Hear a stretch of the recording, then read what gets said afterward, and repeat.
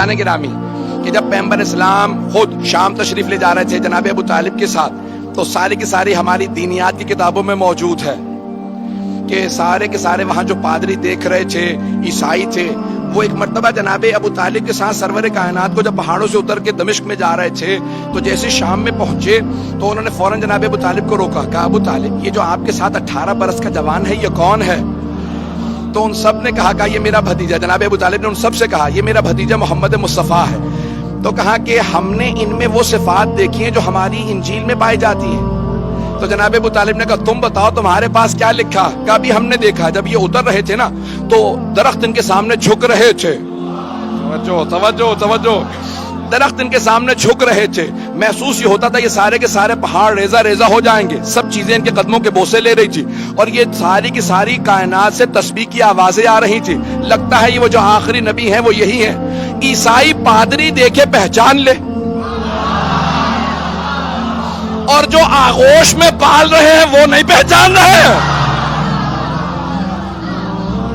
فیضان گرامی وہ صفات تھی جناب سرور کائنات میں، یہاں تک کہ جب جناب فاطمہ بنت اسد مادر امیر المؤمنین مدینے آئیں تو صحابیات نے سوال کیا، جو بیویاں پیغمبر پہ ایمان لے کے آئی تھی، کہا ہے فاطمہ بنت اسد آپ نے سرور کائنات کو پالا ہے، کچھ بچپنے سے متعلق بتائیں گی؟ تو انہوں نے اتنے معجزات سنائے، میں صرف ایک معجزے کی طرف اشارہ کروں گا اگر سننا چاہیں گے سب حضرات، کہ دین حق کا جو پیشوا ہوگا اس میں صفات کیا ہونے چاہیے؟ تو کہا کہ رسول خدا کو بچپنے سے خرمے بہت پسند تھے، تو میں بہترین جو خرمے ہوتے تھے نا چن کے ان کے لیے رکھ دیتی تھی کہ جب گھر آئیں گے تو خرمے کھا لیں گے، کھجور کھا لیں گے۔ کہ ایک دن میری آنکھ لگ گئی، دوپہر کی گرمی تھی کیونکہ پیغمبر کو آنے میں دیر ہو گئی، تو جیسے ہی پیغمبر گھر آئے تو اچانک کچھ دیر بعد میری آنکھ کھلی، کہا رسول خدا کے آنے کا وقت ہو گیا، تو آپ نام لیتی تھی، کہا کہ بھی محمد کے آنے کا وقت ہو گیا۔ کہا میں اٹھی فوراً صحن میں گئی کہ میں خرمے جو پک جاتے تھے وہ گر جاتے تھے وہ جمع کر لوں اور دھو کے رکھ دوں۔ کہا جیسے میں اٹھی صحن میں گئی تو دیکھا کہ رسول خدا درخت کو اشارہ کر رہے ہیں کہ جھک جا، جیسے ہی وہ درخت جھکا تو آپ نے خرمے اتارے اور پھر کہا واپس چلا جا۔ توجہ توجہ، تو جناب فاطمہ بنت اسد نے کہا رسول خدا نے درخت کو اشارہ کیا، وہ جھک گیا، کہا پھر واپس چلا جا، واپس چلا گیا۔ جب 10 برس 9 برس کے سن میں پیغمبر کو پتا ہے کہ میرے اشارے پہ درخت جھک جائے گا، تو جب 40 برس کے ہوں گے تو پتا نہیں ہوگا میں اللہ کے رسول ہوں۔ پتہ نہیں بات پہنچ رہی ہے نہیں پہنچ رہی؟ عزیزان گرامی جب سب جانتے ہیں یہ عام ہستی نہیں ہے، بڑی بڑی ہستیاں گواہی دے رہی ہیں، تو نشانیاں ساری کتابوں میں آتی رہیں گی اور وہ نشانیاں بتائیں گی کہ یہ رسول خدا اللہ کے رسول ہے۔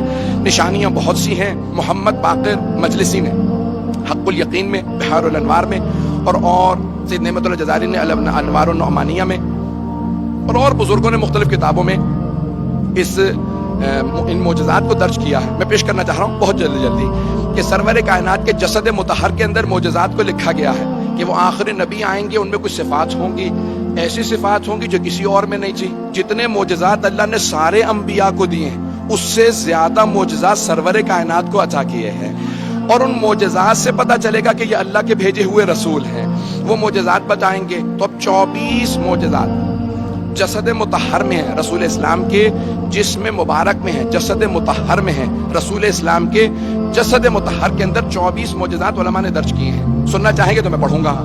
جسم مبارک میں علماء نے لکھا رسول اسلام کے 24 معجزات کا، جہاں سے بھی رسول خدا گزرتے تھے سر پہ ایک ابر رہتا تھا، ایک بادل رہتا تھا، کیونکہ خالق کو یہ برداشت نہیں تھا کہ ان کے سائے پہ کسی کے پاؤں آ جائے،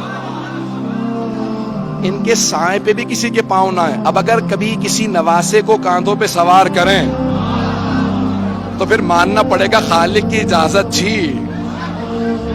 میں بہت تیز سے گزروں گا۔ تو پیغمبر اسلام نے پیغمبر اسلام سے متعلق 24 معجزات علماء نے درج کیے ہیں۔ پہلا، سر پہ ہمیشہ ابر رہتا تھا، ایک بادل رہتا تھا۔ دوسرا، قد آور سے قد آور آدمی جب پیغمبر کے سامنے آتا تو رسول اسلام سر سے لے کے گردن تک اونچے نظر آتے تھے۔ کوئی بھی بلند قامت سے بلند قامت آدمی پیغمبر کے سامنے آتا تو سر سے لے کے گردن تک چھوٹا نظر آتا تھا۔ پیغمبر بہت زیادہ لمبے نہیں تھے لیکن وہ آدمی پھر بھی چھوٹا نظر آتا تھا۔ صحابہ کہتے تھے یا رسول اللہ یہ کیا ماجرا ہے؟ کہا میرے خالق کو منظور نہیں کوئی مجھ سے اونچا نظر آئے۔ لوگ ہیں یا نہیں؟ یہ دوسرا معجزہ بھی میں نے صرف پیش کیا ہے۔ تیسرا معجزہ علماء نے لکھا ہے، کہا کہ آپ کا جو پسینہ تھا اس سے خاص خوشبو آتی تھی جو نہ کسی گلاب میں تھی، نہ کسی پھول میں تھی، نہ کسی عطر میں تھی. آپ کے پسینے سے خاص خوشبو آتی تھی. توجہ ہو، پسینے سے خاص خوشبو آتی تھی، جسم مطہر سے خاص خوشبو آتی تھی. ایسی خوشبو آتی تھی کہ جہاں سے آپ گزر جاتے تھے 1 سے 2 دن تک کافر و مشرک جب وہاں آتے تھے تو سونگ کے بتاتے تھے لگتا ہے محمد گزرے ہوں گے. تو دوسرا پوچھتا کیسے معلوم؟ کہ وہ جو خوشبو ان کے بدن سے آتی ہے نا وہ اس جگہ سے آ رہی ہے. اب سمجھ میں آیا یہ حدیث قصہ میں جب دونوں شہزادے گھر میں آتے ہیں تو جناب سیدہ سے کیوں کہتے ہیں انی اشم عندک رائحۃ طیبۃ کأنها رائحۃ جد رسول اللہ. مادر گرامی، آپ کے پاس سے ایسی خوشبو آ رہی ہے جیسے نانا کے بدن سے آتی ہے.